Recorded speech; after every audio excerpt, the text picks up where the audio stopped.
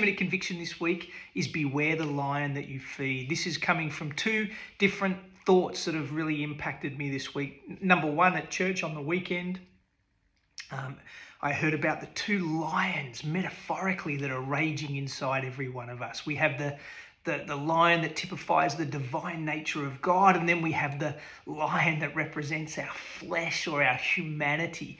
And in any given moment on any day, which lion's going to win the contest? Well, more likely the one we're feeding the most. And you know, we have to be so careful what we nurture and what we nourish in our lifestyle and in our values and in our belief systems. Well, if I add that to this other idea that has impacted me, and that is that at the very basis of every relational conflict you and I experience, most likely we find selfishness right at the root cause. You know, between husband and wife, conflict comes from selfishness. Between parent and child, between employer and employee, between franchisor and franchisee. When there's conflict, I think we generally find selfishness is brewing, that innate desire to want what we want, to act in our own best interests, even at other people's expense.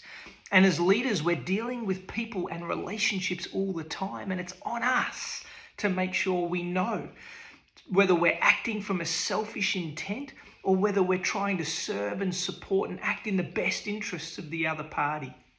And so my conviction is the lion you feed is the lion that will win. And inside each of us, if you combine these ideas, we have a lion that represents selfishness, like core self-desire, and a lion that represents the serving and the supporting of others. And when they go head to head, which lion's going to win the contest? Well, the one we feed and nurture the most. So my 2-minute conviction is beware which one you feed.